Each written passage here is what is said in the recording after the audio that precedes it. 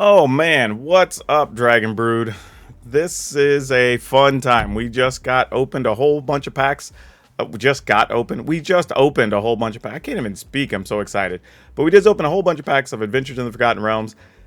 And let me tell y'all, like people that were worried about power level of things, this actually is doing just fine. We have a lot of cards doing some fun things. I think they just do things differently, and it's a little hard to figure out what goes where immediately.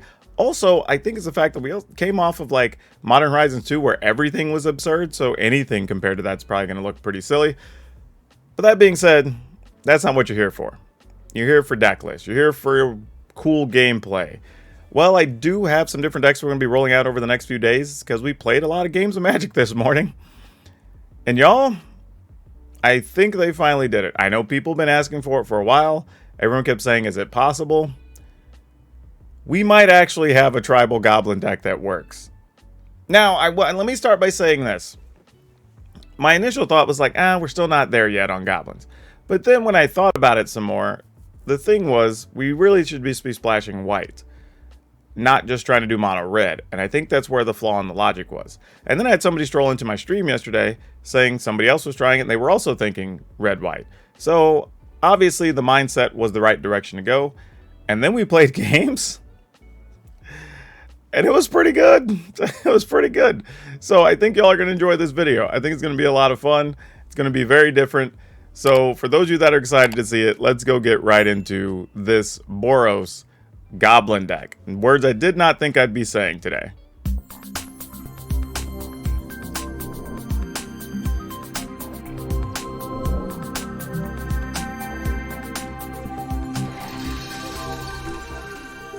Okay, so largely the concept here is pretty simple. We have half the deck basically are the small duders that are going to do all the damage. And then the other half of the deck is all the thing to make those small duders, well, not small. That's basically what we're doing.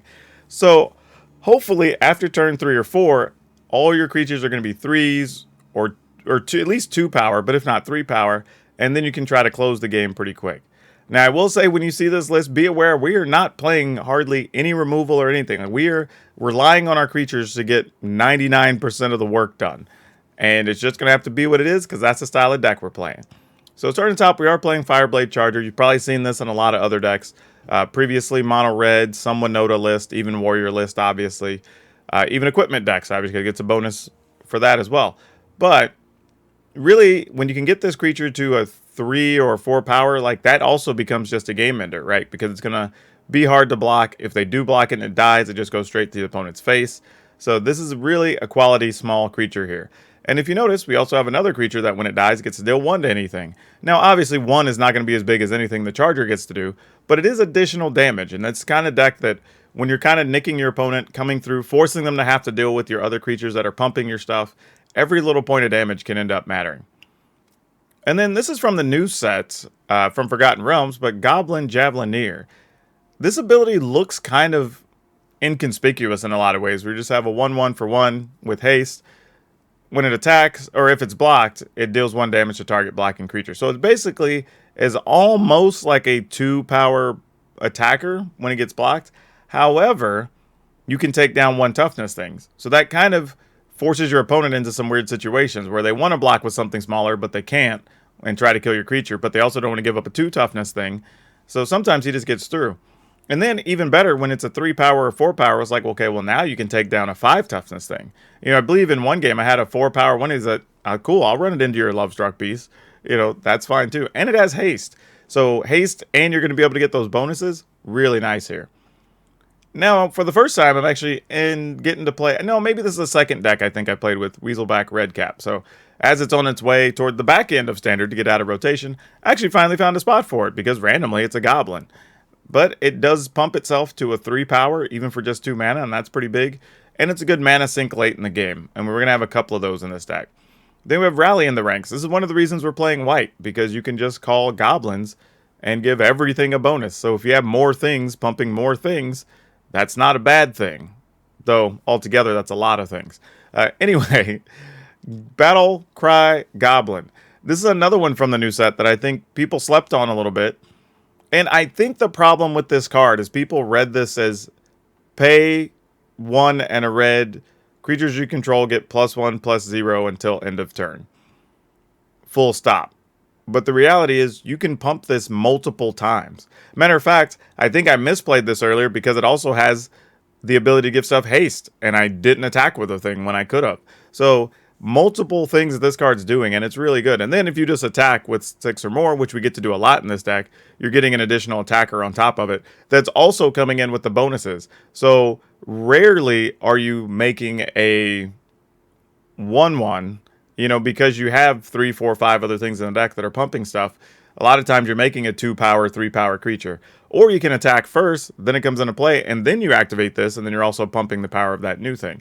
So lots of things you can do with this card that are really nice. Hobgoblin Bandit Lord. This one's a little bit deceiving because in reality, we're probably almost rarely ever going to use its second ability. The only time I could see using the ability to like tap and deal damage to enters the battlefield is if your opponent's at 2 or less life and you're at a weird stalemate, then maybe you play a creature or 2, tap it, shoot your opponent.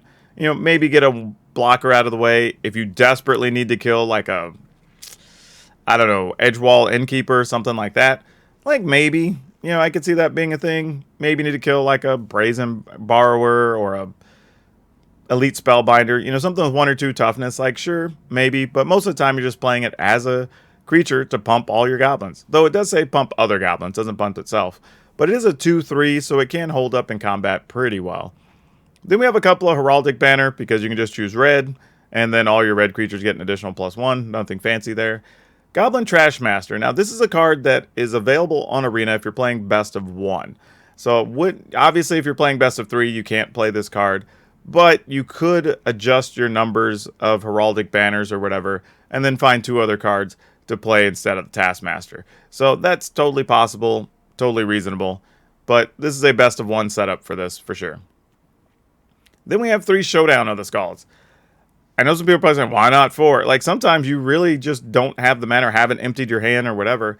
And truthfully, you're kind of hoping you don't need more than 1 Showdown of the Skalds to win. That's not the type of deck we're playing. And every once in a while that might matter, but that's not really what you're aiming for. But we all know Showdown of the Skald is good. Reloading your hand, getting some extra bonuses. Really just a good all-around card that fits pretty well in this style of deck. And then we're playing for lands, 3 plains, 3 Den of the Bugbear, 9 mountain, 4 Needleforge Pathway, 4 Fabled Passage. Maybe we need 2, maybe we need 4 on the Den of the Bugbear, but this seems like it's been a pretty good number, so I'm fine with this being in here. Having the option to just have another creature, another 2 creatures technically, after a sweeper or something is kind of nice, so I don't really hate that too much. It's bringing a little bit of extra to the table. The downside is I don't necessarily want to even be playing 3 planes, but I think we also want to give ourselves just a reasonable enough chance to draw them, since Rally of the Ranks can be so impactful in the game. I'm not so much worried about Showdown of the Skalds, because a lot of times you're not playing it until turn 5 or turn 6 anyway, but Rally of the Ranks, there's a lot of times you want that on turn 3 or turn 4, depending on the game state, and it would be really nice to make sure you have access to it all the time. So with the 3 planes, you know, the 4 Needleforge Pathway and the 4 Fabled Passage, you're giving yourself technically 11 draws at it, which is pretty nice. I don't have a problem with that. But overall, deck list is good. It's pretty tight. You know, not a lot of wasted space. Bit surprised, but you know what? Let's go play the games. And as always, y'all know the drill. We'll get to the end of the games, and then I'll give you some updates after having played this, what I would do to this list to make it just that much better.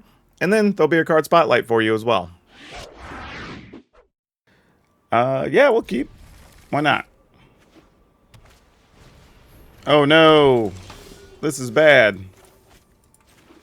Alright, I guess I've got to play this, so if they attack with their speaker, we can shoot probably their aspirant. Because, like, oh, it's a Daxos.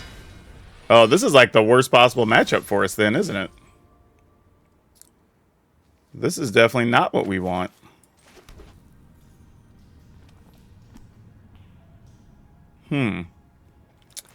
Not sure how we're going to get out of this. We might be dead before we start. So we attack with both of these. They could just block with Daxos and let the other one through and nothing happens. So yeah. I mean, I guess I could have attacked with Arsonist, because Arsonist would at least give us the opportunity to kill the Speaker of the Heavens. So I should have at least done that. Okay. Unfortunately, they're also close to Heliod being a thing here. Yep, that sucks. Though they might still not want to attack here. Okay, I guess they do. Alright, well. We'll block. And we'll kill one of these.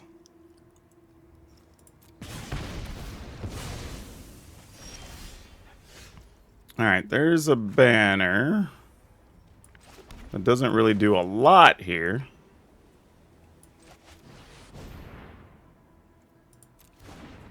Though at some point, we have to attack just to keep them from getting to enough life next turn. This is not good. Yeah, I guess we have to attack. Because I'm just thinking, well, if they were to play Linden, they would attack for 2, go to 4. But they'd only attack with Daxos most likely, so they gain 1 from Linden, attack from... I'm trying to think, is there any real way they could get to 26 from here, 27? I don't think so.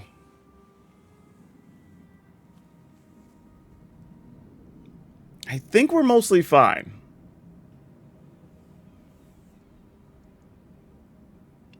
But I'm also trying to think, like, if they get Heliod and then attack, then this would become a 2-2, and that would suck. Alright, I'm just going to not attack.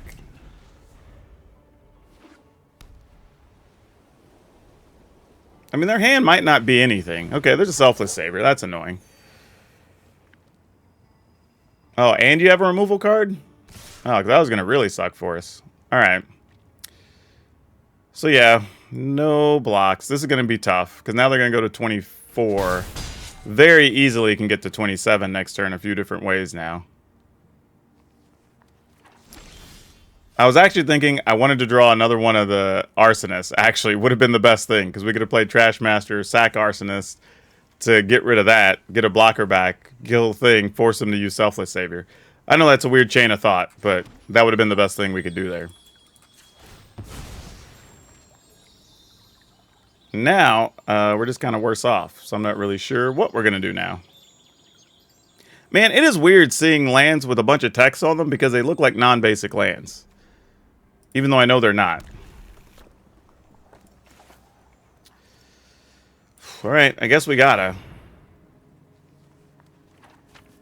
Mostly because, worst case scenario, if they do cast a Heliod, we can sack our dude to get rid of that, to get a goblin back. And that's not awful.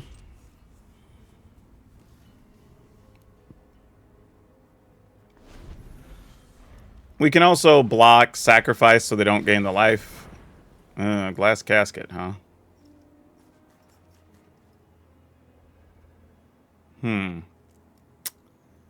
Okay. So that resolves. You're removing that. Interesting. I would have targeted the Trash Master to force us to use that. But now I guess you just assume this is going to go away anyway.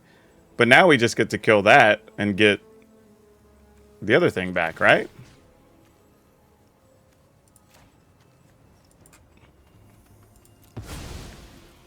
Unless I'm missing something.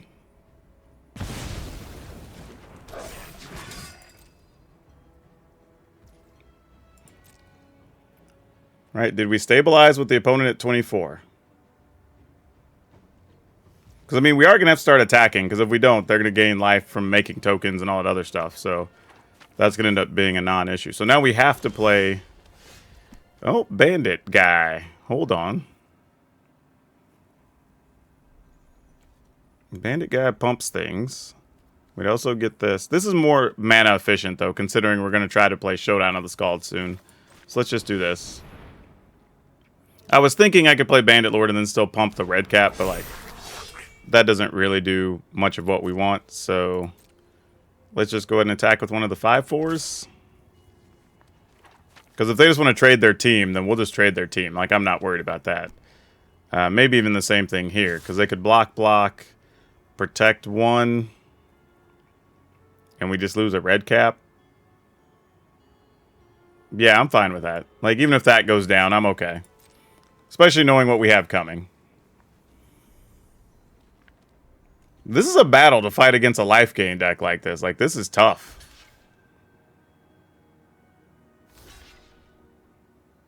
Yeah, we assume we'd lose the red cap. And that's okay. We're going to hit the opponent for 5. They're going to gain 2 here, so I'll take that exchange. Because we did 2 things. We got rid of the thing that opens up the door for us to be able to kill one of their creatures if we want. And then also allows us to fight through a Heliod and not have to worry about it. Now that's a different problem. I will not give up. Though I guess we could have sacrificed it since we knew it was going to die anyway. I guess we could have just got rid of that. So that's kind of a mistake, actually. Not even kind of a mistake. It actually just straight up is a mistake. Ketra's love is your shield. Alright, so we can't really play the Hobgoblin here. I mean, we can't play Showdown here. We want to go ahead and do this. So we can pump our team. We don't lose anything taking out Bosridcat. Because we definitely don't want this dude sitting around. Yep. Whew. This is a lot less good, but I think still playable. We'll keep it.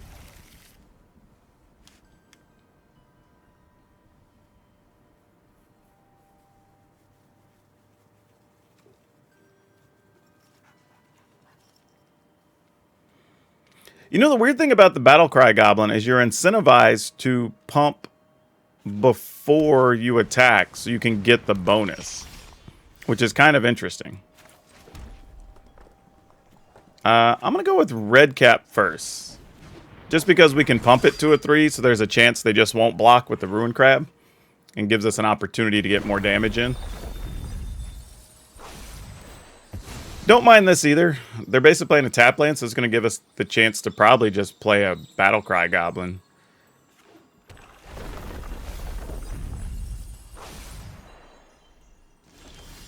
Alright, not bad, not bad. So yeah, we just attack first. I mean, they're not going to block with the Ruin Crab. Yep. Assume that was the case. Now we're going to go ahead and play this.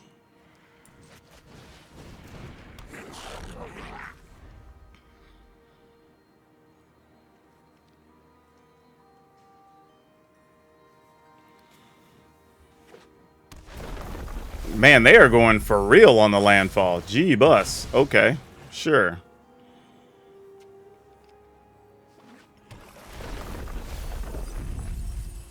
Alright, still have 39 cards. That's fine. I guess they kept the hand just because it was crab and double fetch. Oh, they're just doing straight up mill. Not even rogues. Okay, that's good to know. Oh, man, I wish I would have got a Hobgoblin here. That would have been great. So what do I want to do here? I could pump our team. We take, that's 2, 3, 4, 5. Or we could just pump this for 3, 4, 5. So it's 5 either way. So we might as well just do this. And attack.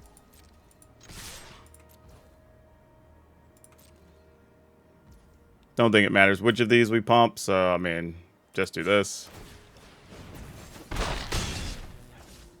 Do that. Alright. Let's hope we have enough cards left over the next 2 turns, because that's what it's going to take for us to kill the opponent at a minimum. Into the story. Okay. So we have at least 2 turns, because they're not going to get 27 cards next turn.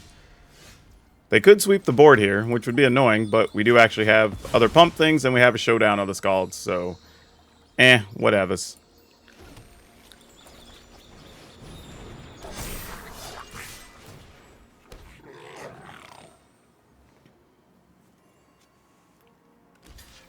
Alright, 3, 4, 5, 6, 7. Okay, let's see what happens. Yeah, Delina Wild Mage is fine, but like, you kind of got to get a little lucky with it.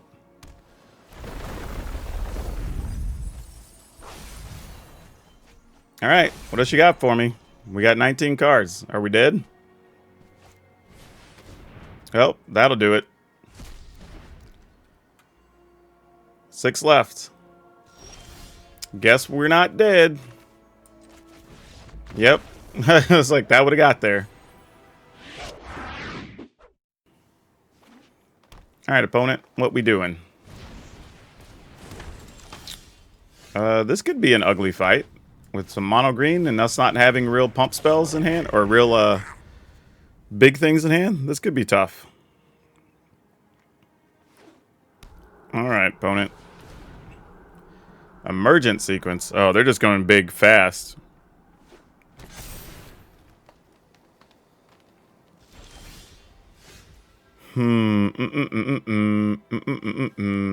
Double rally might do something for us. I don't know how true that is. Man, we're probably about to get questing beasted, aren't we?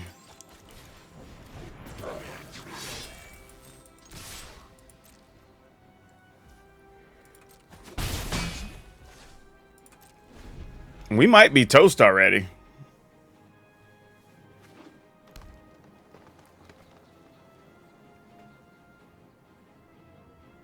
My guess is we might need to find one of the, Okay, well that's actually not so bad. I mean, it still sucks. It's not great, but not as nearly as bad as it could have been. Oh, the opponent's just passing. They're saving max blockers back for us. That's peculiar. A little concerning that they didn't even want to take the 2 damage that was available to them. That's kind of worrisome, actually.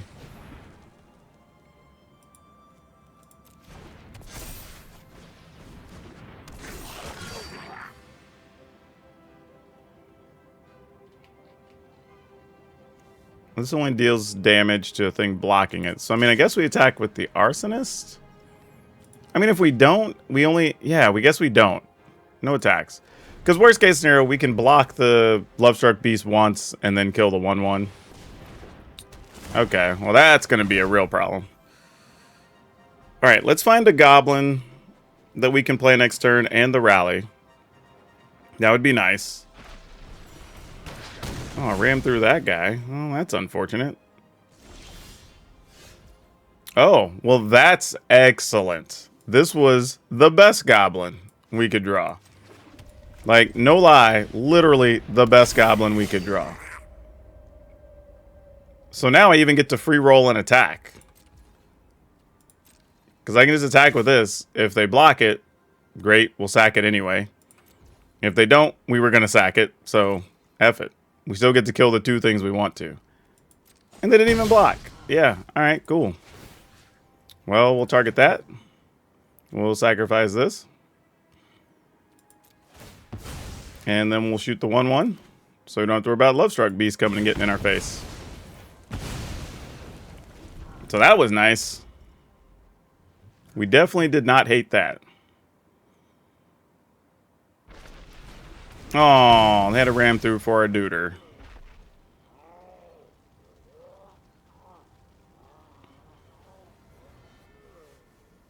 Alright, I think this is a showdown of the Scald's turn. Opponent, leave that Javelineer alone. He did nothing to you. That's not true. He did do something to you. I was like, he actually did do something to you. Never mind. Yeah, we'll kill that. I guess you have a giant growth or something? A snakeskin veil? Okay. I'm fine with that. Like, totally reasonable.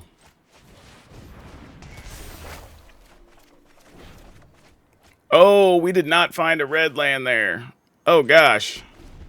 That sucked. Okay, well, we could be in trouble. Okay, cultivate to get land. That's not so bad. So next turn, I think our plays are going to have to be Hobgoblin plus... We need to find a red source, actually. That is not going to do it.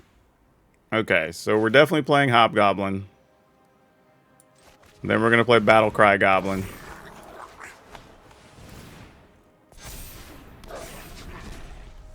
And then next turn, we're going to play Trashmaster plus Javelineer. And then get in there with lots of things. What a recovery.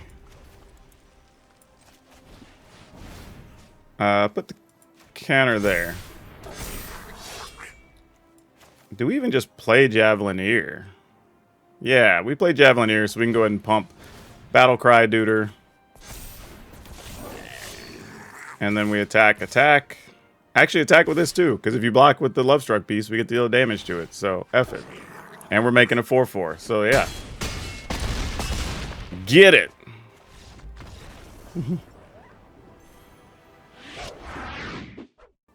I feel like we're going to have to play the Rally before we play the Hobgoblin in this matchup.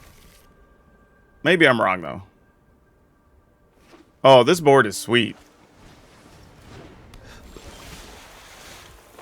I like this.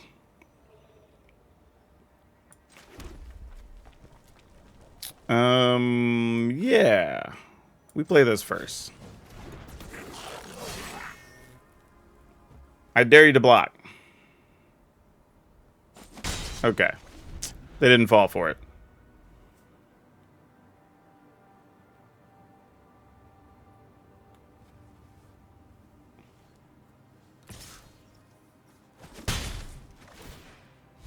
Can't stop clicking the dragon's eye.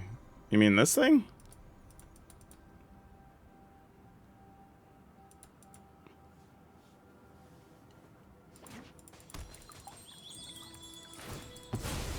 Okay, so opponent's not doing much else this turn. That's good. Upper right, the dragon. Oh, that's kind of neat. Dragon wakes up. Alright, so what are we trying to do here? Playing against rogues.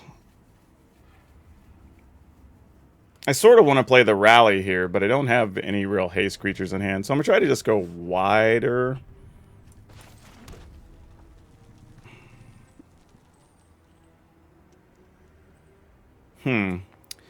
Trying to think. Okay, if we do... if we play this, we attack. Play this and this. I'm just trying to think what we can do next turn. I think we're better off... Well, because we're probably just going to play Hobgoblin, though, right? If we do... Yeah. Okay.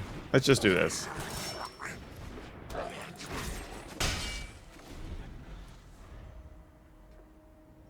Because there's a chance we could still play Battlecry plus a thing, or we could play Hobgoblin, and then next turn double up some stuff. So, like, we'll see.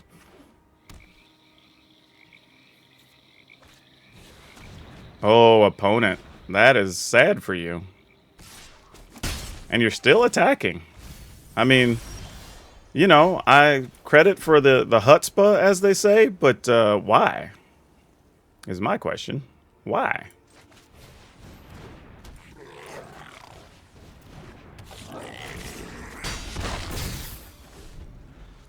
I mean, I guess you could sweep my board here if you're playing the thing that, like, choose a creature type, -3/-3 or whatever.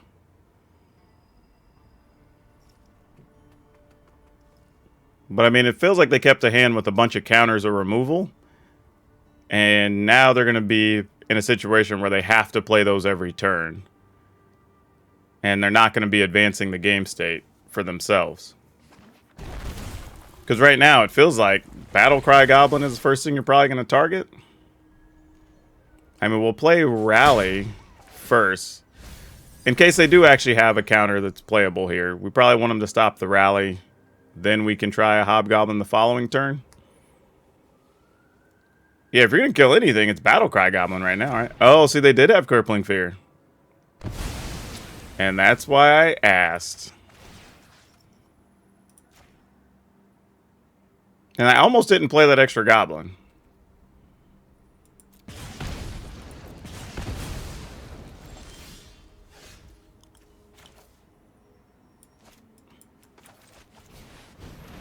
So greed might have got the best of me. Think I'm going to lose now because of greed. I mean, I didn't find a fourth land that didn't help. It would have been great to be able to play a Trash Master here. But no such love.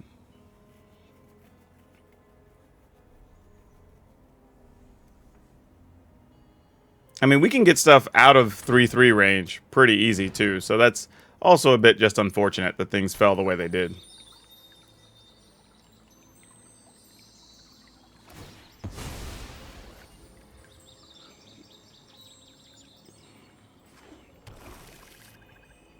All right, we need a lot of help.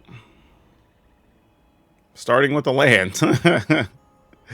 But we need a lot of help. I mean, if you can kill it, just kill it.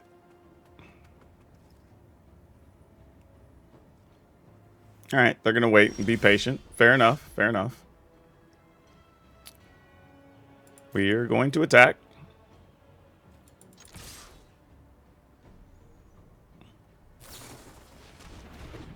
Thieves Guild Enforcer. Sure, that's a thing. That's also a thing.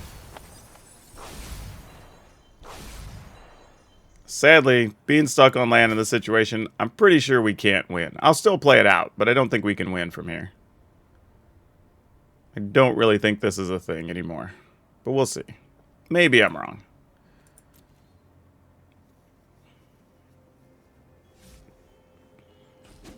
Oh, I guess the opponent thinks they can get more cards from us. And just finish us, which they might be able to. They are also only at 9, though, so that is a concern that they have to worry about. But we're also only on 3 mana, so, I mean, there's not much we can do. I mean, even if we draw Showdown of the Scalds, we can't reload our hand because we can't cast it. Maybe if we get a hasty dude, that could help. Actually, the Haster, the Javelineer, would be really nice, because that actually would keep a Enforcer from killing a thing. Alright, they're going to dead weight. That's a thing I didn't expect to see out of them. Don't know too many Rogues decks that are playing dead weights. That's actually bad for us when they can just get the Lurrus next turn and start dead weighting us. That is a real problem. Yeah, pretty sure we're just dead now, right? Yeah, it's going to be too late to play that and follow up. Alright, good job, opponent.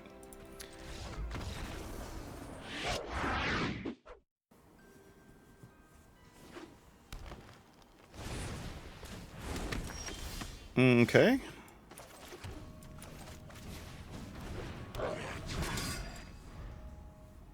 Hey, Lolth is another good one to get. Congrats. If you attack, I'll block. Okay. They didn't hear me.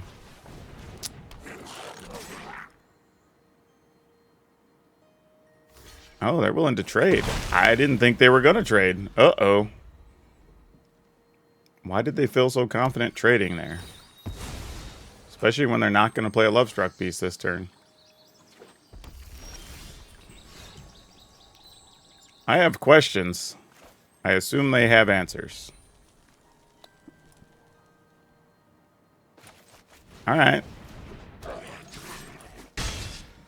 Okay, well. Lovestruck Beast? I mean, they may want to stomp one of these two. I mean, that would be reasonable.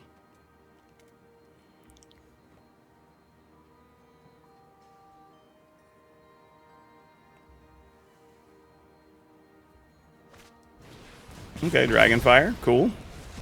I'd rather Dragonfire that than a Trash Master, so that's more than fine.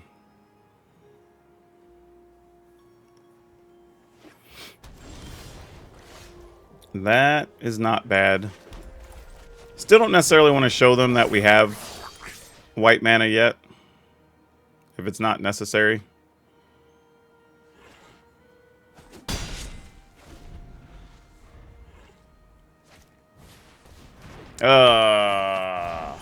Man. Okay. Not cool.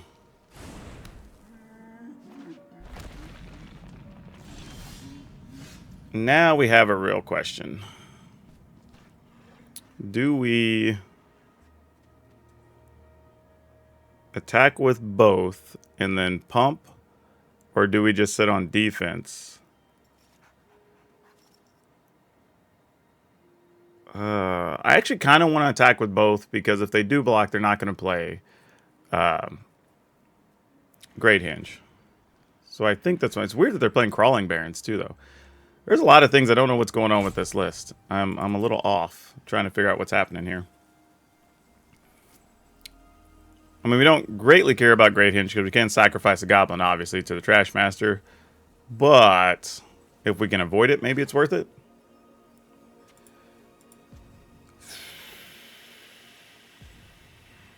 You know what? Maybe we just play Trash Master and pass.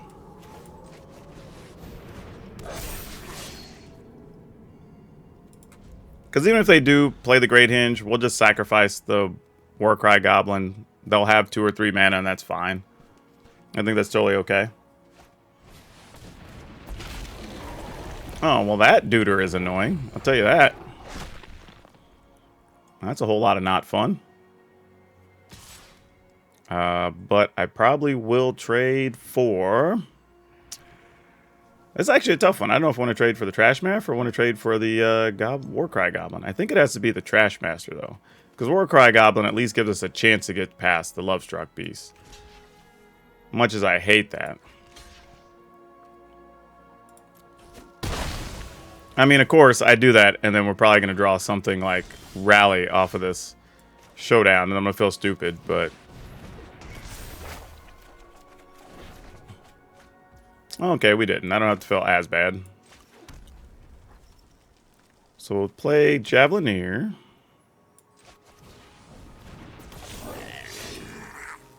We'll play Arsonist. So we can eventually kill the other duders. And then no attacks. So then hopefully we draw something. If we draw something to pump the team, we're going to be really well off next time. If we don't, this is going to suck a whole lot. So we're not in a great spot yet. Okay, there's the Great Hinge. Alright. We're going to go ahead. Sack Arsonist.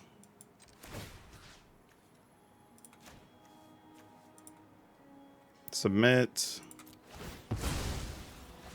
Kill one of these. And yes, I could probably kill the Brush Fire Elemental, but I'd rather just keep them off of cards right now, since we're finally reaching a point that we might actually be able to get ahead. And that's going to be a 2-2 anyway. Oh, it would have been if I'd have left that out. So they actually can attack with Lovestruck Beast right now with both of those there protected. Okay, Javelineer. Good stuff. Not bad at all. Okay. Let's red cap. Pump Trash Master. And this is just our way of saying, like, hey, if this is what you want to do, then cool. We're going to make it tough on you. Let's do this. So this is also a 3.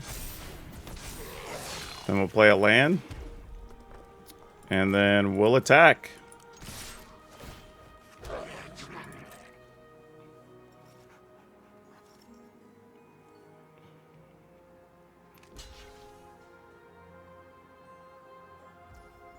Alright. Pump everybody.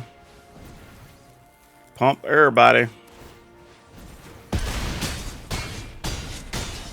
There you go.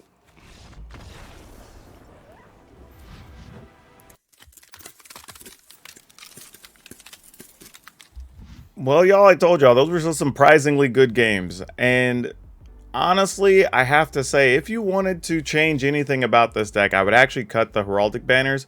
And I'm going to add, you encounter a pair of goblins, I think is what it's called. The one that gives you the choice of either your creature getting +2/+0, or you get to make 2 goblins, and it's an instant. And that's a big deal because during the end step on your opponent's turn, if they do have a sweeper or something, you can make 2 extra creatures that are likely going to be bigger than 1/1s, and then you can start attacking in the next turn.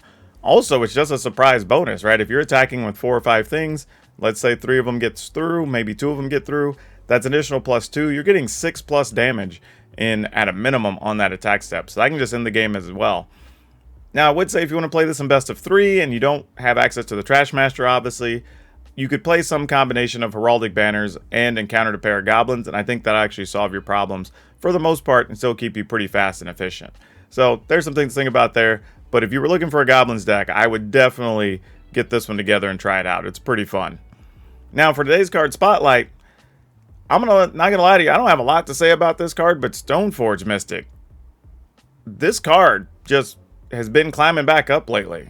And I don't know what format or who's playing it or what's happening, but yeah, it's hot again. So if you've been sitting on these waiting for the price to come back up, well, price is up. Like, figure out what you want to do with them, because man, they are moving. So Yeah, nothing real fancy here. I wish I had something cute and funny and a story or whatever like I do like some of the other cards. But this is just more an awareness that, hey, this is a card that you may not have been playing with for a bit. It got reprinted, price came down. Well, the price is on the climb again, so something to keep an eye on. As always, if you want today's deck list, it will be down in the description below. Also, check out my other videos that I have up from the last 2 or 3 days that have some different deck lists going into the new season, so you have those available. And don't forget to check the other links down in the description below, because if you're shopping on TCGPlayer or Amazon especially, if you click those links before shopping, I'll get a little small kickback here on the channel. You'll be helping me out without doing anything extra. And finally, if you haven't, please remember to hit the like, subscribe, notification bell, because those really help. Y'all did that on the set review video, and that really helped us out, kept the numbers up on a non-gameplay video, so I know it'll do the same for gameplay videos if y'all do that for me, and I would be super thankful for that. And then again, if you're watching the videos and you like the content, please hit the subscribe button. That helps my numbers out quite a bit. But that's all I have for you for now. We'll see you next time.